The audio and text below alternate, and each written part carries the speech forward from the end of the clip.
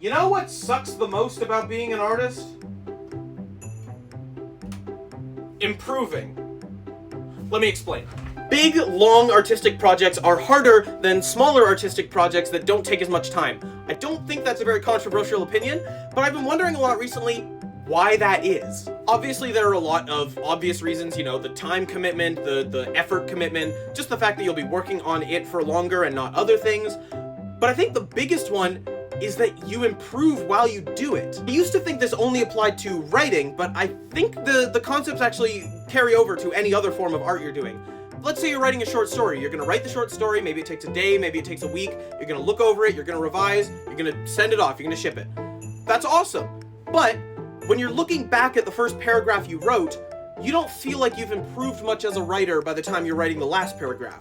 Whereas, let's say you're writing a big long book, you're writing a novel.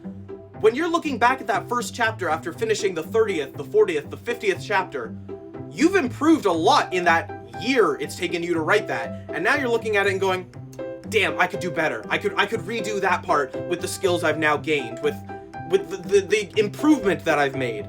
And that's really hard. That's a big part of why I like doing smaller projects. If I just am putting out a video and I'm giving myself a week to make it, I'm not gonna look back at the first 10 seconds of that video and go, well, you know, I've learned all these new techniques since I started this, so I'm gonna go back and redo that.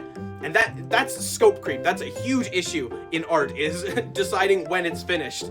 And if you're always looking back and saying, I could have done that better, that's really hard to say, you know what, I could have done it better, but I gotta call it and say, I'm shipping it, I'm done. Doing a little doodle is the same. You're gonna draw out a little sketch, maybe you render it in a day or whatever, and it feels great. But animation, you're doing a huge animation, you're learning better line strategies and color grading and all that, and then you're looking back at the first bit of the animation and it's like, wow, I should have known how to do that before. None of this is super important. These are just some weird thoughts I've been having lately about why it's harder to do longer projects, because you can break large projects up into smaller parts. You can do a build of a game in a month and have people playtest it, which is what I plan to do for the game I just started. You can also, you know, not do that, but that's a way to keep it, you know, the scope, make it feel like a ton of small little projects instead of one big long one that you're gonna look back at the first bit and go, I could have done that better.